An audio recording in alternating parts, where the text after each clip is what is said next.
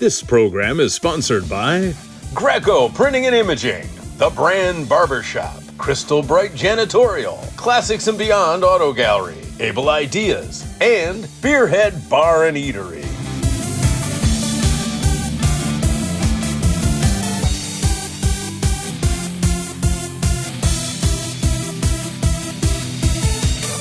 Hey everyone, welcome to Comics, Beer, and Sci-Fi. I'm Jill. And I'm Nick, and we have a great show for you today. It's never been a better time to be a Trekkie. Paramount Plus has all the Star Trek content you can watch, so we're going to take a good look at that today. And I see Jill wore a Star Wars shirt to commemorate the occasion. Yeah, Star Trek, Star Wars, Dancing with the Stars. I love stars. I guess her hailing frequencies weren't open. Hey look, I get your point, both of them. Funny. I guess the only logical thing to do is to get on with the show.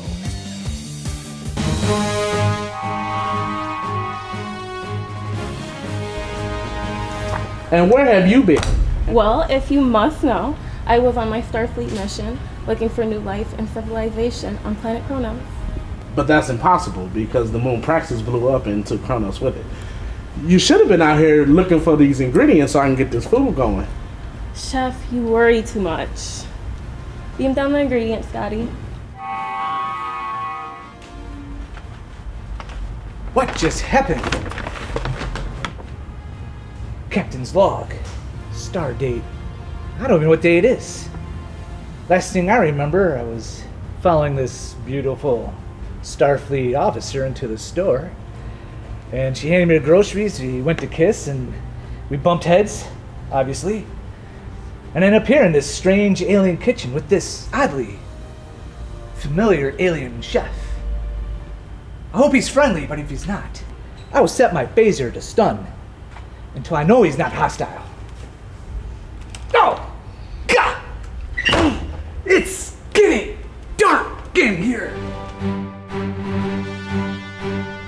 So today's menu is an old favorite of Dr. Flox's, blueberry pancakes. So we're gonna start by getting everything in this big bowl. You take your flour and your baking powder and you mix them together. With pancakes, you have to create this well in the center. Just move your flour and your baking powder to the side. And then you add your egg. And then you add your liquid ingredients. You just whisk it till it's nice and smooth. So you just want to take a handful of blueberries, add them in. But you don't want to whisk because you don't want to damage the blueberries. So you take your rubber spatula and you just fold them in. You want to make sure your pan is hot. Add your oil. But you also want to add your butter in there. So the oil is just so the butter won't burn. Make sure it's spread all evenly over the pan. Take you a ladle. Pour them in there. The way you know pancakes are done and ready to flip, you'll get bubbles on the top. So don't touch them, don't bother them until you get those bubbles on the top. We got this recipe out of Star Trek Food from the Replicator by Patricia Baker. And even though, like I said, we're following this recipe right out of the cookbook, you feel free to make alterations like adding brown sugar to these or a touch of vanilla, or instead of blueberries, do strawberries or bananas. All right, here's the finished product. Pancakes? I love pancakes. Any cream is back. These are great pancakes. What's the recipe? I gotta have the recipe. Give me the recipe.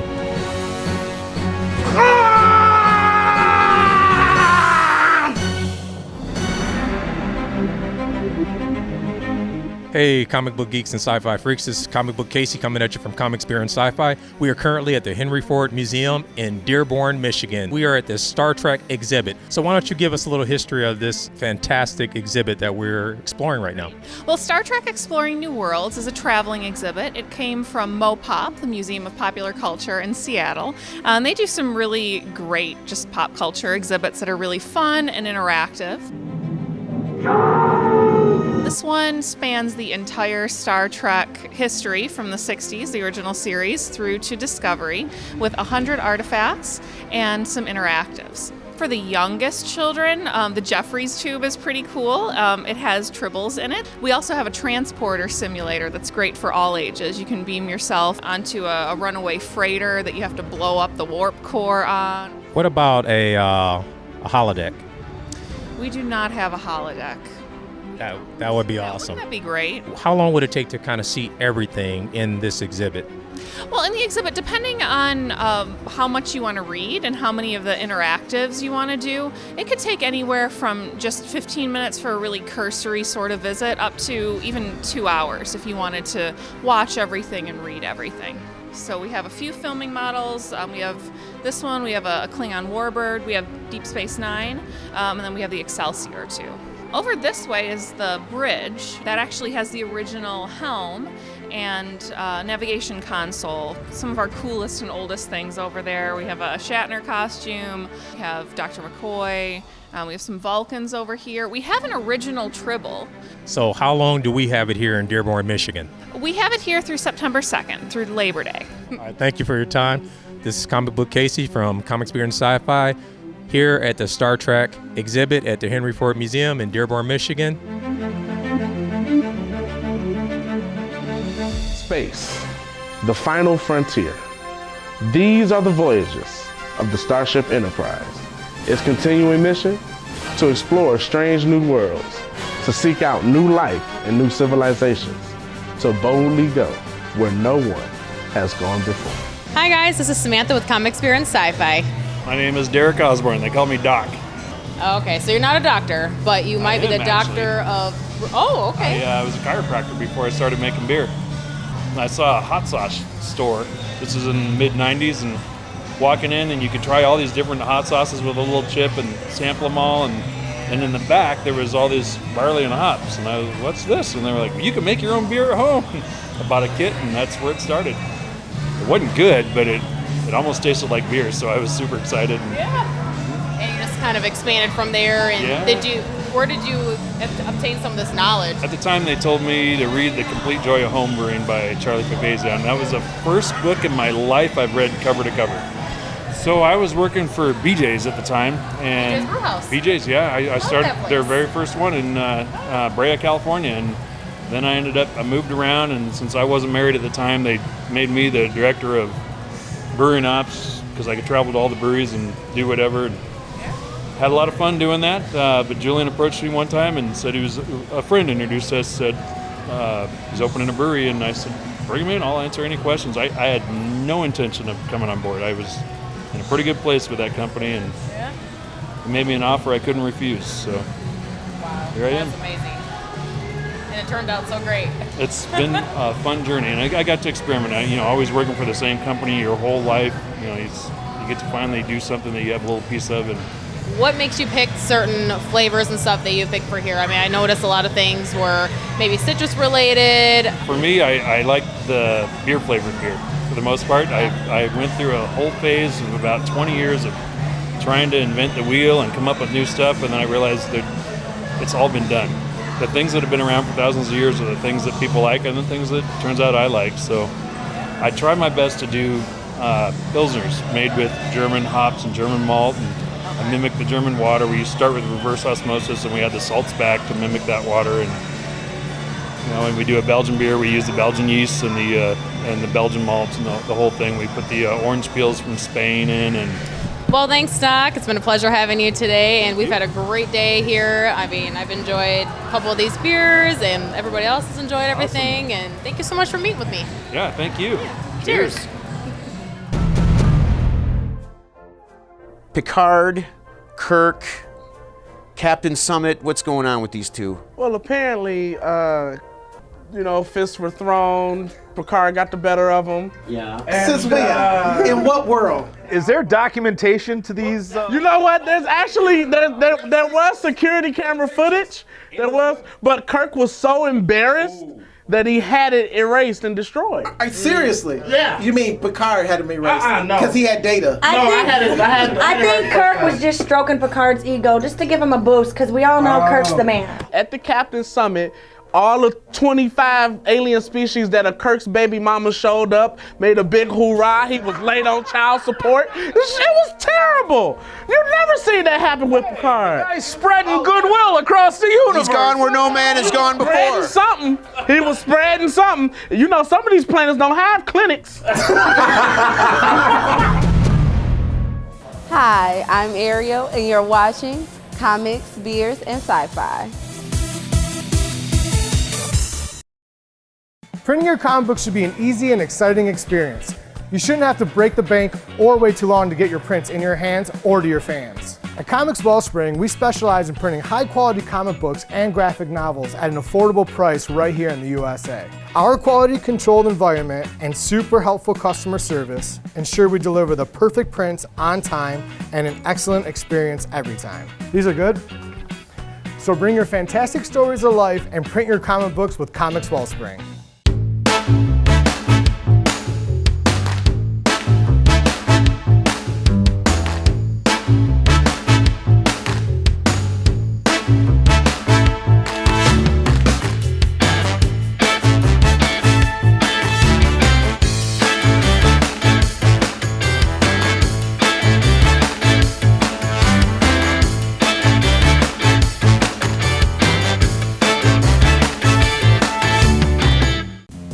Did you hear we're doing another season? Excellent. Comics, Beer, and Sci-Fi crew, assemble. Comics, Beer, and Sci-Fi crew, assemble. Comics, Beer, and Sci-Fi crew, assemble. Sam, come on, we have to film. No, hold on, I was kicking his butt. No!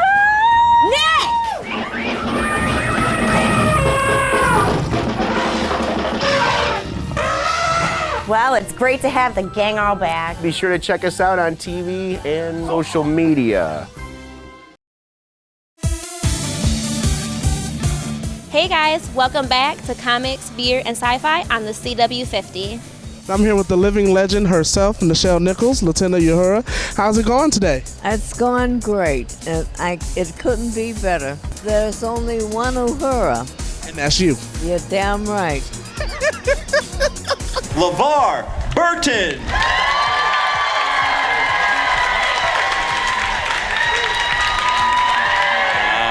Alrighty then. She's wearing a Starfleet uniform. You win. Probably the best doctor. I get in a lot of arguments with this, but you are the best doctor to ever be in a Star Trek series. Well, you're not going to get an argument from me.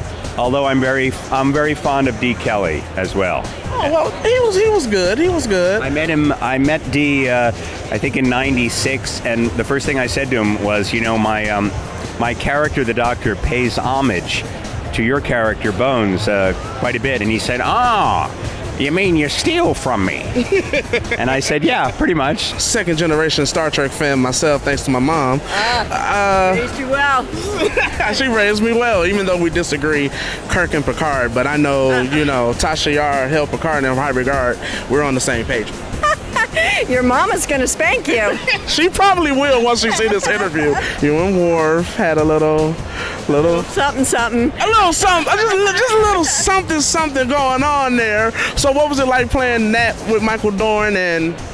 Well, of course, Michael likes to remind me every time I see him, you know, how he pined over me and how I was the only woman that could handle him.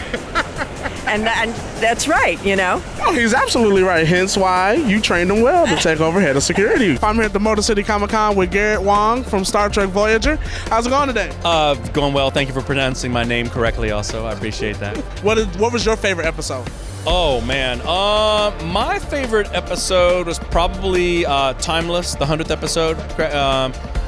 My favorite non-Harry Kim episode is Tinker Tenor Dr. Spy with the Doctor in it. One of my favorite moments was when filming Caretaker, the very first episode of Voyager. That was an amazing episode, amazing first episode. We filmed on location. It was just like we were doing a movie. And it was also the time that I got to meet all my fellow castmates for the first time. I doubt that I'll be in any more Star Trek, which is fine with me. I think it's wonderful. The new version of it keeps people interested in the show, and more power to them. They reflect a different era and a different generation. They're not the way we made them. but that's not bad. That's just simply different. All right, signing off.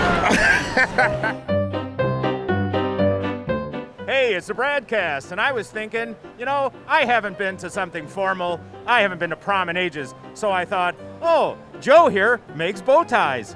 I'm here with Joe from Dapper on Arrival. How you doing, Joe? Doing very good. Thank you very much.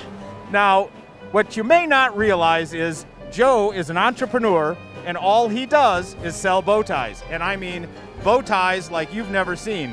What he's got here is maybe the best Star Trek themed bow tie I've ever seen.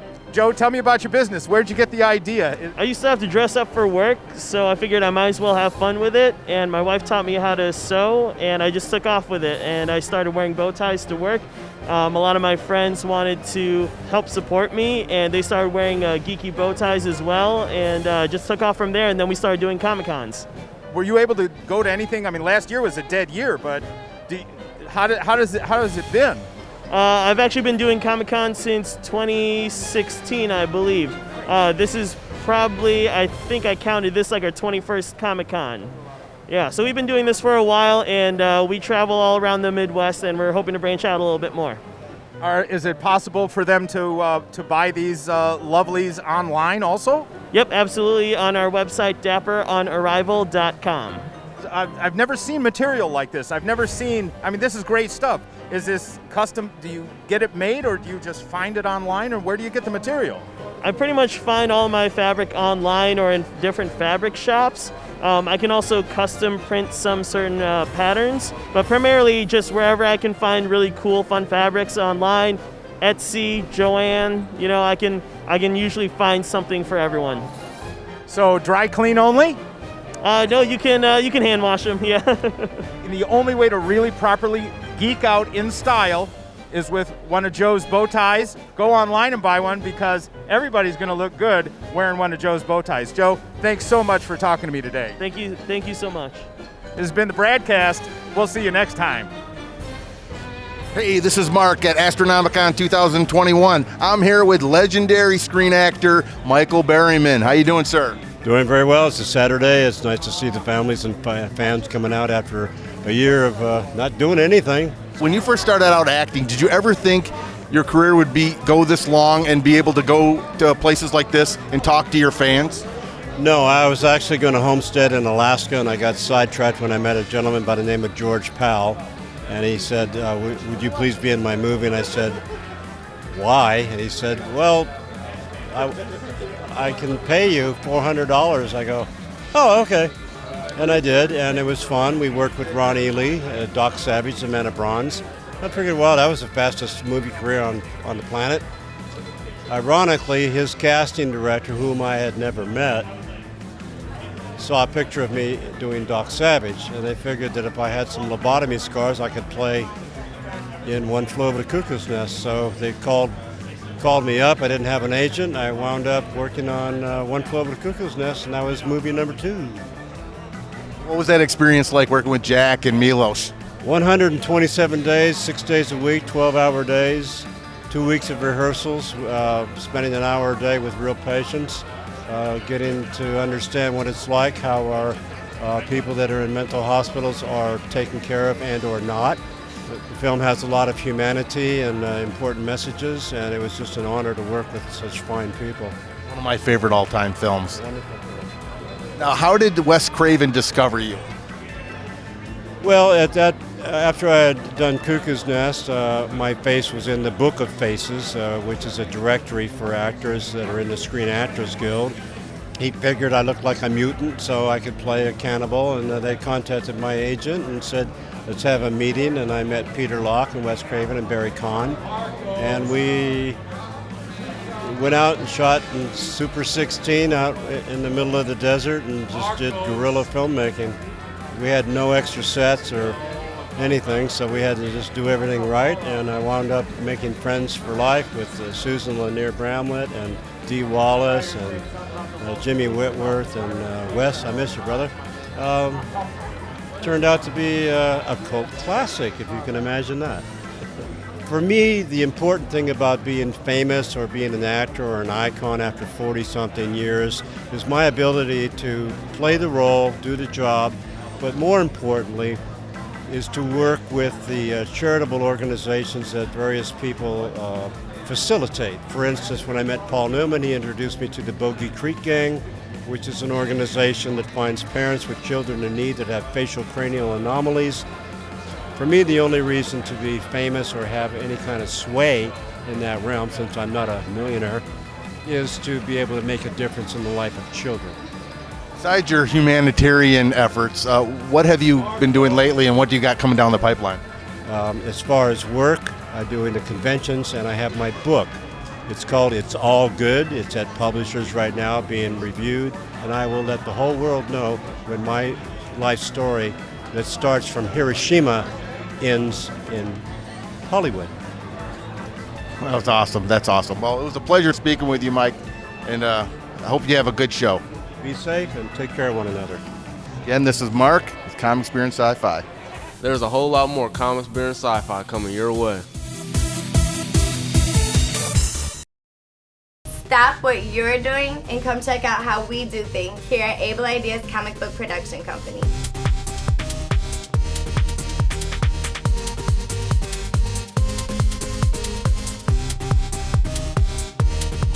Bet we got your attention.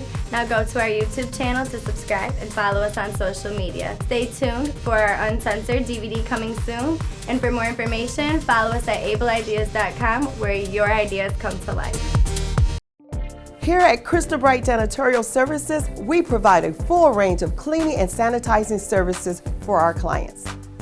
Our daily and nightly services include cleaning and sanitizing, high and low dusting, vacuuming, mopping, and much more. Our specialty services include floor care, carpet cleaning, stripping and waxing, upholstery cleaning, and much more. Our emergency services include COVID-19, flood cleanup, bio cleaning, and much more. Our expertise in janitorial services is adaptable to any customer enterprise, including corporate commercial offices, medical offices, government municipalities, manufacturing, and much more.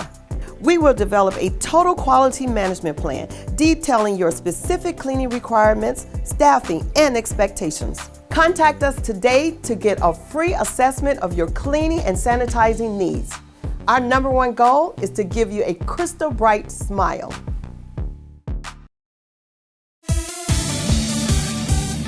Now back to more Comics, Beer, and Sci-Fi on CW50. Hey, it's the Bradcast, and I am at the Motor City Comic Con with Malcolm Goodwin. Malcolm, how are you? Good. Happy to be here. I will admit, I've only seen you in Reacher. Yeah. Binged it, loved it. I love how your character kind of ran a roller coaster in his own head for this whole thing, because at one point I had you as the bad guy. So I got to compliment you. You totally had me tricked. No, well, that's a testament to the writing. I mean, the fact that they made these characters multi-dimensional. So whatever you thought, if you thought one thing about them, keep it going, and you realize that there's more to them than what meets the eye. And I also know I've only seen a little bit of iZombie, but please tell me you're not typecast as a cop. Oh, no. These are completely different characters. Listen, there was a point in my career where I could not get cast as a detective or a cop. So listen, I'll take more detective roles, more cop roles. Keep them coming. But Clive Babineau is a completely different character than Oscar Finley. The only thing they have in common is they both wear tight pants. That's it. I've been coming to a lot of these. There's been a couple years off. How do you feel about Comic-Cons and they're back? What do you think? Listen, it's I love conventions because people are celebrating creativity, art, imagination, and then it's just positive, pure joy and happiness, and I love that. I love to be a part of that. I love the people who watch the show, meet the fans, and it makes them happy. So I just love that we're all together here to celebrate imagination and art, and that's what it's all about. You have a wide variety, and as a director, if it's not a secret, what's your next project? My next project is the fall of the House of Usher. If you ever watched Haunting of Hill House, Haunting of Bly Manor, that's by the brilliant Mike Flanagan. This is the third part of that series, and it's on Netflix.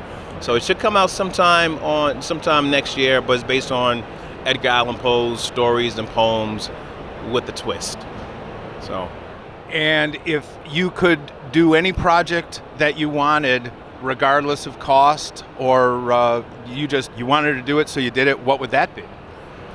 in this moment, it will be probably. I'm a big boxing fan, and I love the story of Joe Frazier. So I auditioned years ago for Joe Frazier for a movie that never happened, and I kind of fell in love with his story and portraying him. And I didn't know I had a depiction performance in me until I had to audition for it. So I still hold that performance in my back pocket just in case the opportunity presents itself. Yeah, when I was a little kid, I was one of the only people that I knew of that rooted for Frazier over Ollie. Oh, yeah. So I'm with you on that. Right. It's been a pleasure, sir. Thank you for taking the time. This has been the Bradcast with Malcolm Goodwin at Motor City Comic Con. This is Richie Rollins from Comics, Beer, and Sci-Fi, and we're at the Astronomicon. This is something new to us, tattooing at a Comic-Con. I'm here with Carlos. Carlos, how are you doing today? Doing good. How are you? Pretty good. And how long have you been doing tattooing? Almost 10 years. Do you guys go to cons or anything like that regularly, or is this something new? This is something new for us. I do 5 or 6 tattoo conventions every year, but for Comic-Con, it's a brand new concept. And what's the most popular tattoo you're doing here? Are you doing a lot of cosplay tattoos? We're doing actually a lot of celebrity autographs. People will get the celebrity to autograph them and then come right up on and we'll tattoo it right and make it permanent. Oh, all right. Well, I can just do that for you right now, and you can tattoo it on this guy here. And what's your name, sir? I'm Keith. Pete's a big fan of mine. He's my #1 fan club here. And, oh, man, you're supposed to stay in the lines, dude. Don't worry about it. It's all right, Pete. Have you done any movie tattoos yet or anything like that today? Yeah, for sure. Yeah, I'm working on a V for Vendetta tattoo right now. So, Carlos, you're doing a very fine job here. And I don't know if you did your own tattoos, but they look pretty good. Where can people reach out to find you? You can just do a Google search for Box 5 Tattoo. We're in Livonia, Michigan, and get a hold of me. Well, this has been really different, tattooing at a Comic-Con. I'd get one, but the ladies wouldn't like it on me. And Pete here, he wouldn't be my fan anymore. This is Richie Rollins from Comics, Beer, and Sci-Fi. Keep watching. Well, that does it for this week, folks. And if you want to catch more Star Trek footage, you can go to our YouTube channel. And don't forget to follow us on Facebook, Instagram, and Twitter. And we'll see you next week. We're going to beam up now, and until then, stay out of trouble.